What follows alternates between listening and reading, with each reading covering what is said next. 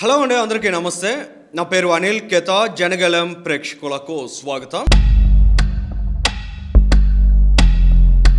చంద్రబాబు నాయుడు గారిని తిట్టుకుందాం రండి.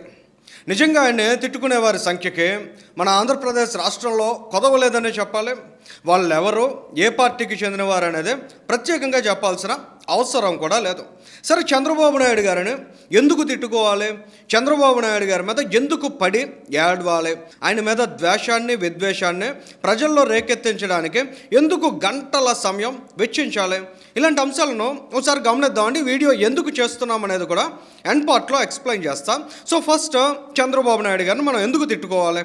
ఇది కదా మనం అంతా ఆలోచించాల్సింది. 2024లో 93% స్ట్రైక్ రేట్ ఇచ్చేసి గెలిపించేశాం కదా. మరి ఎటువంటి పరిస్థితుల్లో ఆంధ్రప్రదేశ్ రాష్ట్రాన్ని చంద్రబాబు నాయుడు గారి చేతుల్లో పెట్టాం? ఒకసారి మనం ఆలోచిద్దామండి. 10 లక్షల కోట్ల రూపాయల అప్పు, ఎక్కడ చూసినా గతుకుల రోడ్లు, ఎటు చూసినా కనిపించని అభివృద్ధి, ఏ మూల కూడా పెట్టుబడి పెట్టడానికి ఆంధ్రప్రదేశ్ రాష్ట్రం వైపు ఏ ఒక్క పారిశ్రామికవేత్త కనిపించినటువంటి దుస్థితి ఇవందరికీ గుర్తున్నాయి కదండి. ఇంకా మాట్లాడుతూ పోతే ప్రాణాలు తీసే కల్తీ మద్యం, ఉచితాల కోసం అర్రులు చాచిన ప్రజలు, గంజాయి మత్తులో యువత, ఎంపీ భార్యను కూడా చాలా చక్కగా కిడ్నాప్ చేసేసుకునేటువంటి స్వేచ్ఛ కలిగినటువంటి శాంతి భద్రతలు ఆంధ్రప్రదేశ్ రాష్ట్రంలో ఉన్నాయి. ఇక టాప్ టు బాటం వ్యవస్థలన్నిటినీ పొల్యూట్ చేసేసినటువంటి పరిపాలన చేసిన జగన్మోహన్ రెడ్డి. అటువంటి సిచ్యుయేషన్లో చంద్రబాబు నాయుడు గారి చేతుల్లో మన ఆంధ్రప్రదేశ్ రాష్ట్రాన్ని పెట్టాం కాబట్టి ఆయన ఇమీడియట్గా మెజిషియన్ లాగా అద్భుతాలు చేసేయాలి. కాబట్టి అటువంటి అద్భుతాలు మన కళ్ళ ముందు జరుగుతున్నా కూడా వాటిని ఏమాత్రం మనం పట్టించుకోం. కాబట్టి ఖచ్చితంగా చంద్రబాబు నాయుడు గారిని తిట్టుకోవాలండి.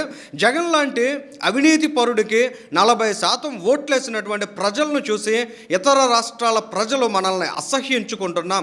ప్రజల భవిష్యత్తు బాగుండాలని చంద్రబాబు నాయుడు గారు వారి ఆశల కోసం, ఆశయాల కోసం అనునిత్యం శ్రమిస్తున్నారు కదండి. మరి చంద్రబాబు నాయుడు గారిని ఖచ్చితంగా తిట్టుకోవాల్సినటువంటి అవసరం ఉందండి. అసలు అమరావతి అసాధ్యం అన్నారు, 1000 ఎకరాలను తుప్పలు పట్టించేశారు.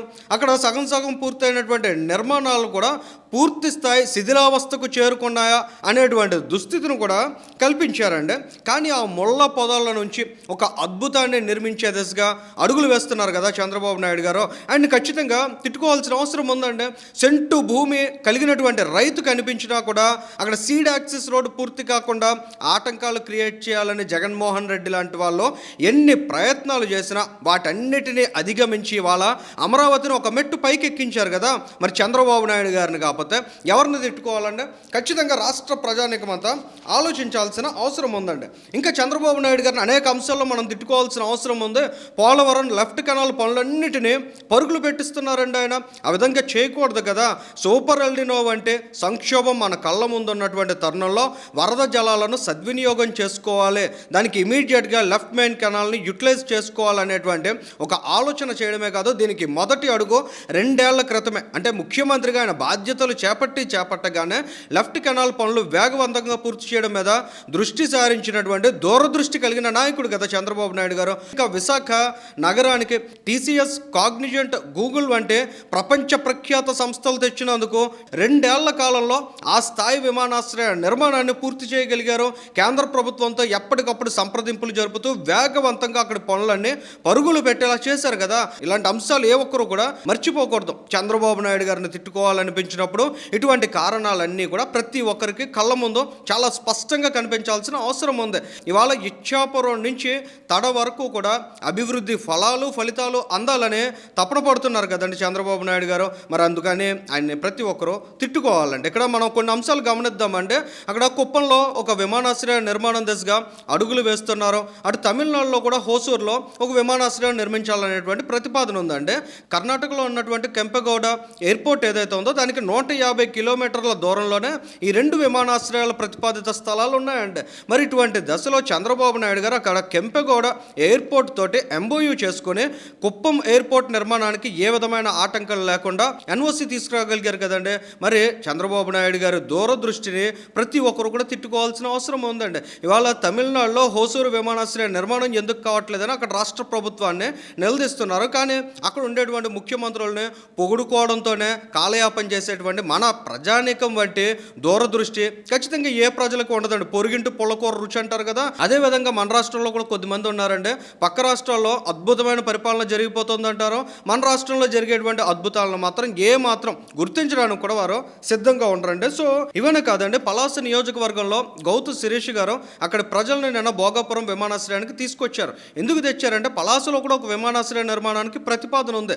విమానాశ్రయ నిర్మాణం జరిగితే ఏ విధమైన అభివృద్ధి జరుగుతుంది, ఎటువంటి అవకాశాలు ఉంటాయనే అంశాలను చూపించడానికి, వివరించడానికి అక్కడి ప్రజల్ని, విద్యార్థుల్ని కూడా భోగాపురం విమానాశ్రయానికి తీసుకురాగలిగారండి. ఈ అంశాలన్నీ కూడా ప్రజల్ని చైతన్యపరుస్తాయి, విద్యార్థుల్లో అద్భుతమైనటువంటి స్ఫూర్తిని నింపుతాయి కదండి. మరి ఇటువంటివి మన దగ్గర జరగకూడదు కాబట్టి, అటువంటివి జరిగేలా చంద్రబాబు నాయుడు గారు అడుగులు వేస్తున్నారు కాబట్టి ఆయన్ని ప్రతి ఒక్కరిని తిట్టుకుందాం అంటే రాయలసీమలో రాయల్ ఎన్ఫీల్డ్, ఆమ్కా వంటి ఫైటర్ జెట్స్ తయారు చేసేటువంటి కేంద్రం, ఇంకా అనేక పరిశ్రమలు, వేల కోట్ల రూపాయల పెట్టుబడులు తెచ్చేస్తున్నందుకు చంద్రబాబు నాయుడు గారిని అక్కడి ప్రజానీకం కూడా తిట్టుకోవాల్సిన అవసరం ఉంది. అంతేకాదండి, వాళ్ళ విద్యా వ్యవస్థలో ఒకసారి మనం గమనిస్తే ఆ రోజుల్లో మొగుళ్ళు పెళ్ళాలని విద్యార్థులను కూర్చోబెట్టి నీచమైన భాష మాట్లాడిన నాయకులు ఆ రోజుల్లో ఉండేవారు కదండి. అటువంటి దురదృష్టకరమైనటువంటి సంప్రదాయాలన్నిటినీ పక్కన పెట్టి ఇవాళ విద్యా వ్యవస్థను పూర్తిగా రాజకీయాలకు దూరంగా పెట్టి విద్యార్థుల కళలకు, వారి ఆశలకు రెక్కలు తొడిగి ఆకాశమే హద్దుగా వారు దూసుకెళ్లాలని ప్రోత్సహిస్తున్నందుకు చంద్రబాబు నాయుడు గారిని ప్రతి ఒక్కరూ తిట్టుకోవాల్సినటువంటి అవసరం ఉంది. ఇలా చెప్పుకుంటూ పోతే ఆయన్ని తిట్టుకోవడానికి అనేక కారణాలు ప్రతి ఒక్కరికి కనిపిస్తున్నాయి కదండి. కాస్త బుర్ర పెట్టి ఆలోచించాలండి. ఎందుకంటే ఇతర రాష్ట్రాల ప్రజలు మనల్ని చూసి అసహ్యించుకోకముందే మనం మేలుకుంటే మంచిది. అంతే కదండి, ఆశలకు అర్థం ఉండాలి, అందిపుచ్చుకోవాలంటే కాస్త ఓపిక ఉండాలండి. వాళ్ళ చంద్రబాబు నాయుడు గారు అనునిత్యం అవిశ్రాంతంగా కష్టపడుతున్నా, ఆంధ్రప్రదేశ్ రాష్ట్రానికి ఒక మంచి భవిష్యత్తును క్రియేట్ చేయాలనే తపన పడుతున్నా కూడా కొద్దిమంది నీచమైన రాజకీయ అవసరాల కోసం ఆయన మీద దుమ్మెత్తిపోయడానికి ప్రయత్నాలు చేస్తున్నారు కదా. వారందరూ కాస్త మేల్కోవాల్సిన అవసరం ఉంది. ఆయన కష్టపడుతుంది కేవలం ఆయనకు ఓట్లేసిన ప్రజల కోసం మాత్రమే కాదు, ఆంధ్రప్రదేశ్ రాష్ట్రంలో ఉన్న ప్రజలందరి కోసం. ఈ విషయాన్ని ప్రతి ఒక్కరూ అర్థం చేసుకోవాల్సిన అవసరం ఉంది. అంతేగాని అర్థం లేని దిక్కుమాలిన ఆలోచనలు చేస్తే భవిష్యత్తును అంధకారం చేయడానికి ఒక మోక గోతికాడ నక్కల్లా కాచు కూర్చుందన్న విషయాన్ని కూడా అందరం గమనించాల్సినటువంటి అవసరం ఉందండి. ఇక్కడ చంద్రబాబు నాయుడు గారికి పరిపాలన ఎలా చేయాలో నేర్పించేయాలని చాలామంది ఉబలాట పడుతూ ఉన్నారు. ఏదో తాతకు దగ్గులు నేర్పినట్లు ఉంటుందండి. చంద్రబాబు నాయుడు గారు ఆంధ్రప్రదేశ్ రాష్ట్రాన్ని మరొక 40 ఏళ్ల తర్వాత ఎలా ఉండాలనేటువంటి దూరదృష్టితో కూడా ఆయన విజన్తో చూడగలిగేటువంటి నాయకుడు. అటువంటి నాయకుడి దగ్గర ఏవైనా క్షేత్రస్థాయిలో పొరపాట్లు జరిగితే, తప్పులు జరిగితే వాటిని ప్రస్తావించవచ్చు. కానీ ఆయన తీసుకునే ప్రతి ఒక్క నిర్ణయం తప్పు అనేటువంటి దుర్మార్గమైన స్వభావంతో కొద్దిమంది రాజకీయంగా దాడి చేయడానికి ప్రయత్నం చేస్తున్నారు. వాళ్ళు దాడి చేస్తోంది చంద్రబాబు నాయుడు గారి మీద మాత్రమే కాదండి, ఆంధ్రప్రదేశ్ రాష్ట్ర భవిష్యత్తు మీద, పిల్లల భవిష్యత్తు మీద, యువత భవిష్యత్తు మీద వారు దాడి చేస్తున్నారనే అంశాన్ని ప్రతి ఒక్కరూ గమనించాల్సిన అవసరం ఉందండి. అసలు ఈ వీడియో ఎందుకు చేసాం, ఎందుకు మాట్లాడామనే అంశాలను కూడా కాస్త ఒకసారి గమనించినట్లయితే పోలవరం లెఫ్ట్ కెనాల్కి సంబంధించిన వర్క్స్ ఏ విధంగా జరుగుతున్నాయి, అక్కడ ఎలాంటి పురోగతి ఉంది అనే అంశం మీద వీడియో చేయడానికి వెళ్తే అక్కడ కొద్దిమంది చూడగానే అర్థమైపోతుందండి వాళ్ళు ఏ పార్టీకి సంబంధించిన వాళ్ళు ఏ టార్గెట్తో, ఏ లక్ష్యంతో ఉన్నారనేది. వాళ్ళ ఒపీనియన్స్ వెంట నిజంగా ఆశ్చర్యంగా అనిపించిందండి. పోలవరం లెఫ్ట్ కెనాల్ ఇమీడియట్గా పూర్తి చేయాల్సిన అవసరం లేదట. ముందు పోలవరం ప్రాజెక్ట్ కట్టాలట. అక్కడ డ్యామ్ అంతా కంప్లీట్ చేసేసిన తర్వాత ఆ తర్వాత తీరుబాటుగా లెఫ్ట్ కెనాల్ పనులు మొదలు పెడితే బాగుంటుంది కదా. చంద్రబాబు నాయుడు గారు ఎందుకు ఎంత ఆరాటపడిపోతున్నారు? ఇలాంటి నీచమైనటువంటి మైండ్ సెట్తో కూడా కొద్దిమంది ఉన్నారండి. వీళ్ళందరికీ రానున్న నెల రోజుల్లో ఒక అద్భుతమైన సమాధానం అయితే వస్తుంది.